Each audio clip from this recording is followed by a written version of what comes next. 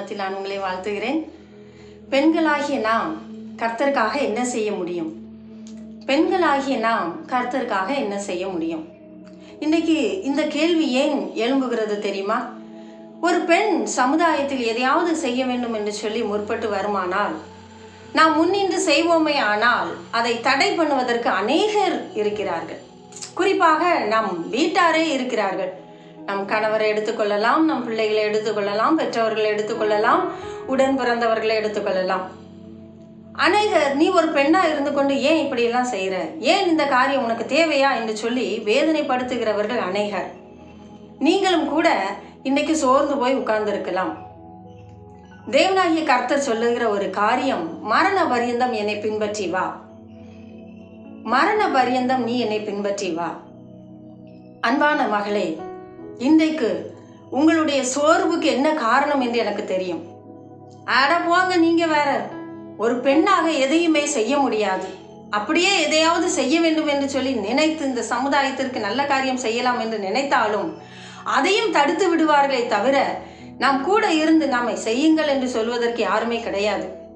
என்னை தடுத்து நிறுத்துவதற்கும் நான் செய்வதை அழித்து போடுவதற்கும் தான் இந்த சமுதாயம் இருக்கிறது என்று சொல்லி வேதனைப்பட்டு கொண்டிருக்கிற அநேக பெண்களை கர்த்தர் எனக்கு காண்பித்து கொண்டிருக்கிறார். இன்னைக்கு இந்த செய்தியை கேட்டுக்கொண்டிருக்கிற அருமையான ஒரு மகள், நீங்களும் சோர்ந்து போய் இதை கேட்டுக்கிட்டு இருக்கிறீங்க.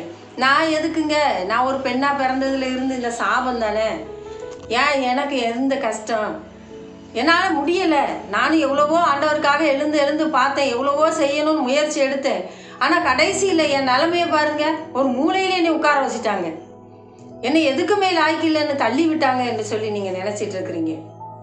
அன்பானவர்களே, ஒரு சாதாரண ஒரு மனிதனுடைய கட்டளைக்கும் சாதாரண மனிதர்கள் செய்கிற இந்த சேட்டைக்கும் நம்ம பயந்து கொண்டு ஒரு மூலையில் ஒதுங்கி கொண்டு இருப்போமே, ஆனால் சர்வ வல்லவர் ஒரு கட்டளை கொடுத்திருந்தார்.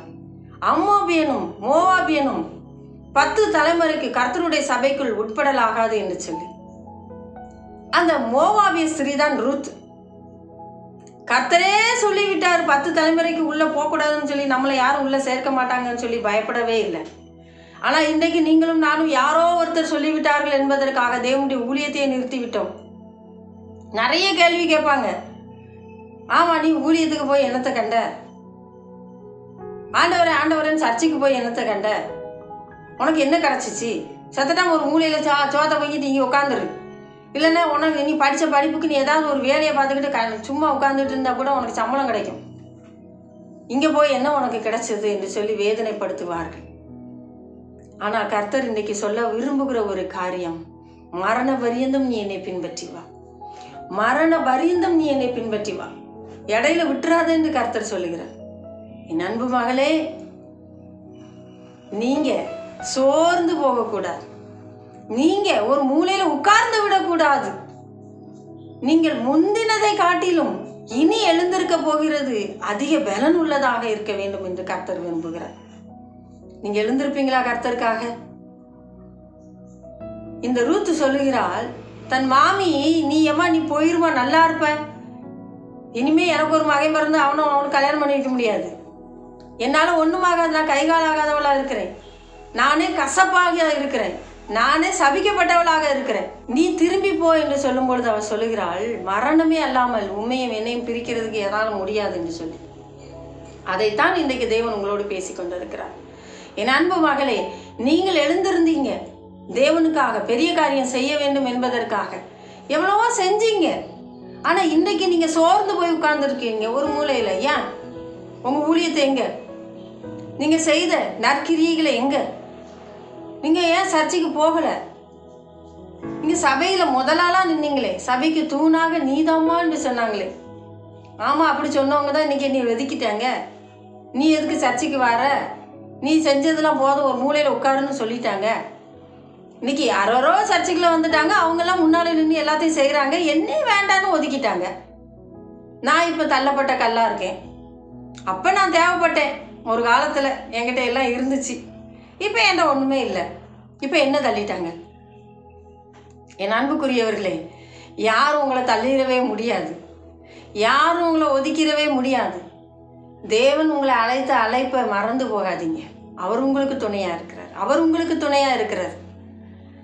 அவர் சொல்லுகிற ஒரு காரியம், மரண பரியந்தம் நீ உண்மையாயிரு. இந்த மனிதர்களுக்கு நீ பயப்படாதே, இந்த சமுதாயத்திற்கு நீ பயப்படாதே. எதற்காக நீங்கள் பயந்து கொண்டு இருக்கிறீங்க? ஐயோ நான் பொண்ணா போயிட்டேனே, இதே ஒரு ஆணா இருந்தால் தைரியமாக செய்வாங்க, போவாங்க, வருவாங்க. நான் ஒரு பெண்ணா இருக்கிறேனேன்னு சொல்லிலாம் பயப்படாதீங்க. ஒரு சாதாரண பெண், அதுவும் 10 தலைமுறைக்கு தேவனுடைய சபைக்குள் உள்ள வரக்கூடாது என்று சொல்லி கர்த்தரால் கட்டளை பிறப்பிக்கப்பட்ட அந்த சமுதாயத்திலிருந்து வந்த ஒரு பெண், இயேசு கிறிஸ்து இந்த பூமியில் பிறப்பதற்கு காரணமாக அமைந்தவர்கள்.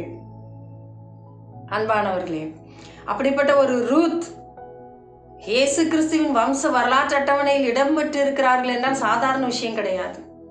அவர்கள் எல்லாவற்றையும் சகித்து கொண்டார்கள். அன்பான மகள் ரூத் சகித்து கொண்டார்கள். எவ்வளோ ப்ராப்ளம் வந்துச்சு, எவ்வளோ பிரச்சனை வந்துச்சு, எவ்வளோ போராட்டம் வந்துச்சு. கைபிடித்து வழிநடத்த வேண்டிய மாமியே கைவிட்டு விட்டு நீ போ என்று சொன்னார்கள். இன்னைக்கு நீங்கள் அப்படிதான் நினைக்கிறீங்க, எப்படியெல்லாம் நம்மளை வழிநடத்த வேண்டிய இவங்க, பெற்றவங்களை போல இருக்க வேண்டிய இவங்க இன்னைக்கு என்ன செஞ்சிட்டாங்க, போன்னு தள்ளிட்டாங்களே என்று சொல்லி. அவர்கள் தள்ளினாலும் எவர்கள் தள்ளினாலும் கர்த்தர் உங்களை தள்ளவே இல்லை.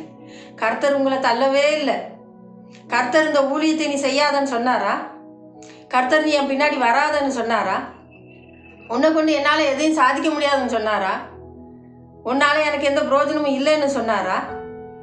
கர்த்தரே சொல்லாமல் இருக்கும்போது இந்த பூமிக்குரிய மனுஷன் சொன்னதுக்காக நீங்கள் ஏன் சோர்ந்து போய் இருக்கிறீங்க? நீங்கள் மறுபடியும் எழுந்துருங்க. கர்த்தர் தான் எழுந்திருக்க சொல்கிறார். மறுபடியும் எழுந்துருங்க, பின்பற்றுங்க. என்ன மரணம் தவிர வேற எதுவுமே பிரிக்க முடியாது கர்த்தருடைய அன்பை விட்டு என்று சொல்லி சவால் விடுங்க. எந்த மனிதர் உங்களை வேண்டான்னு ஒதுக்கினார்களோ அவர்கள் முன்பாக நீங்கள் ஊழியம் செய்யுங்க. அவர்கள் முன்பாக தேவனை தேடுங்க. அவர்கள் முன்பாக வாழ்ந்து காட்டுங்க. நீ ஏசுன்னு போனது நிமித்தமாக தான் உன் குடும்பத்தில் இவ்வளோ பிரச்சனை.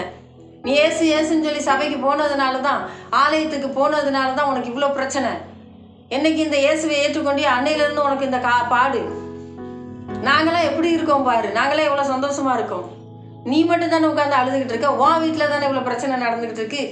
உன் வீட்டில் தானே, உன் பிள்ளைங்க தானே இப்படிலாம் இருக்கிறாங்க. உன் காரியம் தானே தோல்வியில் இருக்குது என்று சொல்லி மனமடிவாக்குகிறதற்காக நீங்கள் பயந்து போகக்கூடாது. நீ ஏன் படித்த படிப்புக்கு வேலைக்கு போகக்கூடாது, எதுக்காக ஊழியத்தை செய்து கொண்டு இருக்கிறாய் என்று சொல்லி மனமடிவாக பேசுகிறார்கள் என்பதற்காக நீங்கள் சோர்ந்து போகவே கூடாது. தேவன் உங்களை அழைத்த அழைப்பை மறந்து போகவே கூடாது. அவருடைய கட்டளையை நீங்கள் மறந்து போகவே கூடாது. இன்னைக்கு சோர்ந்து போயிட்டீங்களே என் அன்பு மகளே, நீங்கள் பாக்கியவதி. ஆமாம் போங்க, நீங்கள் தான் சொல்லிக்கிறணும் நான் பாக்கியவதின்னு. அப்படிங்கிற மாதிரி இருக்கு. அப்படி நீங்கள் சொல்கிறீங்க நான் பாக்கியவதின்ட்டு. ஆனால் எங்கள் வீட்டில் எல்லாரும் நீ என்னத்தை பண்ணிகிட்டு இருக்கிற, ஒரு காசுக்கு பெற மாட்டேன்னு என்னை வேதனைப்படுத்திட்டு இருக்கிறாங்க.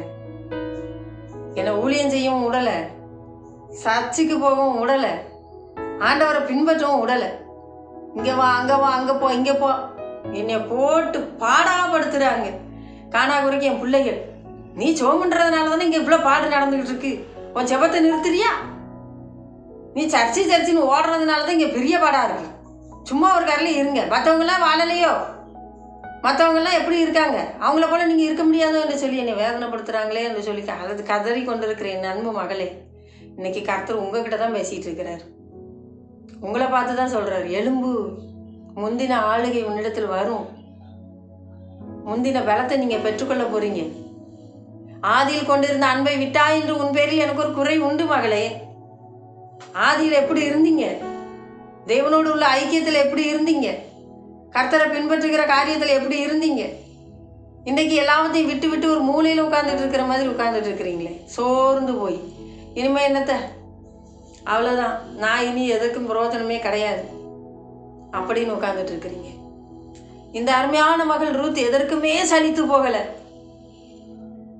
இன்னொரு தேசத்துக்கு நம்ம போகிறோமே, யாருன்னே தெரியாது, அவங்க பின்னாடி நம்ம போகிறோமே, என்ன நடக்கும் அதை பற்றிலாம் அவங்க கவலையப்படலை. என் அன்பான மகளே, அன்பு சகோதரியே, உங்களை பார்த்து தான் கர்த்தர் பேசிகிட்டு இருக்கிறார். நீங்கள் இன்றைக்கி சோர்ந்துட்டீங்களே, எவ்வளோ பக்தி வைராக்கியமாக கர்த்தருக்காக எழுந்திருந்தீங்க, இன்னைக்கு சோர்ந்துட்டீங்களே. இந்த சோர்வை எடுத்து போடுங்க, வைராக்கியமாக இருங்க. தேவனிடத்திலிருந்து பெறப்பட்ட கட்டளையையே அவர்கள் ரெண்டாக உடைத்து போட்டு என் மூலமாக இந்த சந்ததிக்கு இயேசுவை கொண்டு வருவேன் என்று சொன்னாங்க. கொண்டு வந்தாங்க. நீங்களும் நானும் இயேசுவை ஒவ்வொருவருடைய உள்ளத்திலும் பிறப்பிக்கிறவர்களாக இருக்க வேண்டும். இந்த இரட்சகரை சொந்த இரட்சகராக ஏற்றுக்கொள்வதற்கு அநேக உள்ளங்கள் தயாராக இருக்கிறார்கள். ஆனால் நாம் தான் தயாராக இல்லை. நமக்கு என்னன்னா ஒரு பயம். இனிமேல நீ ஊழியத்துக்கே போகக்கூடாதுன்னு சொல்லிட்டாங்க. இனிமேல நீ ஊழியத்துக்கு வரவே கூடாதுன்னு சொல்லிட்டாங்க. இனிமேல நீலாம் ஊழியம் செய்யவே கூடாதுன்னு சொல்லிட்டாங்க. இனிமேல் என்னத்தை நான் செய்கிறது? சோர்ந்து போய் உட்கார்ந்துட்டு இருக்கிறீங்க. ஆனா மரண பரியந்தம் என்னை பின்பற்றி வா. அந்த மரணம் கூட உங்களை பிரிக்காது. செத்தா கூட யாரோட தான் இருப்போம்? கர்த்தரோடு கூட தான் இருப்போம். அந்த விண்ணக வாழ்வில தான் இருப்போம். ஆகவே இந்த மண்ணுக்குரிய காரியத்தில் நாம சோர்ந்து போயிடக்கூடாது. மண்ணான மனுஷன் சொல்வதை கேட்டு நாம சோர்ந்து போகவே கூடாது. நாம் எழுந்திருக்கணும். ஆவியானவர் உங்களுக்கு சொல்லுகிறது நீங்க தயவு செய்து கேளுங்க. என் அன்பு பிள்ளையே, ஒப்பு கொடுங்க. இந்த ஜெப வேளையில கர்த்தர் உங்களை அபிஷேகிக்க போகிறார். புதிய பலத்தால் நிரப்ப போகிறார். போரடி என்று கர்த்தர் சொல்லுகிறார். நீ எழுந்து போரடி. ஏன் பயந்து கொண்டு இருக்கிறாய்? ஏன் சோர்ந்து போய் இருக்கிறாய்? உன்னை கொண்டு நான் செய்யும் காரியம் பயங்கரமாக இருக்கும் என்று சொல்லவில்லையா? நான் உன்னோடு கூட இருக்கிறேன் என்று நான் உன்னோடு பேசவில்லையா? அந்த தேவன் இன்றைக்கு உங்களை அழைக்கிறார். நாம் ஜெபிப்போமா? அன்பின் பரலோக பிதாவே, யார் யார் என்னோடு இணைந்து ஜெபித்து கொண்டு இருக்கிறார்களோ, எனக்கு ஒரு வாழ்வு இல்லையே, எனக்கு முடிந்து விட்டதே, இயேசுவை ஏற்றுக்கொண்டது நிமித்தமாக இந்த பாடுகள், இயேசுவை ஏற்றுக்கொண்டது நிமித்தமாக இந்த துக்கம், இந்த கண்ணீர், இந்த வேதனை, நான் எதற்காக வாழ்கிறேன் என்று எனக்கு தெரியவில்லை என்று சொல்லி தன்னையே வெறுத்து வாழ்ந்து கொண்டிருக்கிற ஒவ்வொரு பெண்களையும் இன்றைக்கு நீர் சந்திப்பீராக. இயேசுவின் நாமத்தினால கர்த்தர் உங்களை தொடுகிறதை நான் பார்க்கிறேன். என் அன்பு பிள்ளையை, கர்த்தர் உங்களை தொடுகிறதை நான் பார்க்கிறேன். உங்கள் பேர் பியூலா. ஆனால் நீங்கள் நினைக்கிறீங்க, நான் எதுக்கு பியூலான்னு அழைக்கப்பட்டேன்னு தெரியல. என் வாழ்க்கையில் நான் எப்படிலாம் ஆண்டவரை நேசித்தேன். நான் ஆண்டவருக்காக வாழணும்னு நினச்சேன். ஆண்டவருக்காக ஊழியம் செய்யணும்னு ஆசைப்பட்டேன். ஆனால் இன்னைக்கு என்னை இந்த இடத்துல கர்த்தர் வச்சுட்டாரு. இந்த ஒரு சூழ்நிலையில கர்த்தர் வச்சுட்டாரு. அழுது கொண்டிருக்கிற என் அன்பு மகளே, கர்த்தர் சொல்லுகிறார், நான் உன்னில் மகிமைப்படுவேன், நீ என்னை மகிமைப்படுத்துவா, தைரியமாக எழுந்திரு என்று சொல்லுகிறார். அருமையான ஒவ்வொரு பிள்ளைகளையும் கர்த்தர் அழைத்து அப்படித்தான் சொல்லுகிறார். நான் பெண்ணா பிறந்தது பாவம் என்று சொல்லி அழுது கொண்டிருக்கிற ஒரு பெண்ணை கர்த்தர் காண்பிக்கிறார். நீங்க அழாதீங்க, நீங்க அழ பிறக்கலாம், ஆழ பிறந்தவர்கள். தைரியமா இருங்க மகளே, எழுந்திருங்க, எழுந்திருங்க. அன்னை மரியாள் என்பது உங்களுடைய பெயர். சோர்ந்து போய் உட்கார்ந்துட்டு இருக்கீங்க, நீங்க எழுந்திருங்க. மறுபடியும் கர்த்தருக்காக பிரயாசப்படுங்க. கர்த்தர் உங்கள் பிரயாசத்திற்குரிய பலனை கட்டளையிடுவேன் என்று சொல்லுகிறார். எந்த செழிப்புமே இல்லை, எந்த ஆத்மாவையும் நான் பார்க்க முடியல. எல்லாரும் என்னை ஒதுக்கிட்டாங்க, வெறுத்துட்டாங்க, நல்லது கெட்டதுக்கு என்னை சேர்க்கலை என்று சொல்லி அழுது கொண்டிருக்கிறீங்க. தேவன் உங்களை இன்றைக்கே அபிஷேகித்து அவருடைய ஊழியத்தை மறுபடியும் செய்வதற்காக உங்களை பயன்படுத்த போகிறார். அப்பா பிதாவை நன்றி. ஒவ்வொருவரையும் பயன்படுத்துவேன் என்று சொன்னது கை ஸ்தோத்திரம். அவர்களை மறுபடியும் பயன்படுத்துங்க. மரண பரியந்தம் அவர்களுடைய கரம் பிடித்து நடத்துங்க. இயேசுவின் நாமத்தில் ஜெபிக்கிறேன் நல்ல பிதாவே, ஆமேன். ஹல்லேலூயா. அன்பானவர்களே, நீங்கள் சோர்ந்து போகவே கூடாது. பெண்களாகிய நாம் தைரியமாக இருக்கணும். உங்களை கொண்டு கர்த்தர் பெரிய காரியங்களை செய்ய போகிறார். நீங்கள் என்னோடு தொடர்பு கொள்ளுங்கள். நான் உங்களுக்காக ஜெபிக்க ஆயத்தமாக இருக்கிறேன். அது மாத்திரமல்ல, என்னோடு இணைந்து ஊழியம் செய்ய வேண்டும் என்று விரும்பினால் நிச்சயமாக என்னோடு தொடர்பு கொள்ளுங்கள். நாம் இணைந்து ஊழியம் செய்யலாம். எந்த ஒரு உதவியோ ஜெப உதவியோ உங்களுக்கு தேவைப்படுமே ஆனால் நிச்சயமாக என்னிடத்திலே தொடர்பு கொள்ளுங்கள். கர்த்தர் தாமே உங்களை ஆசீர்வதிப்பாராக. ஆமென். அல்லேலூயா.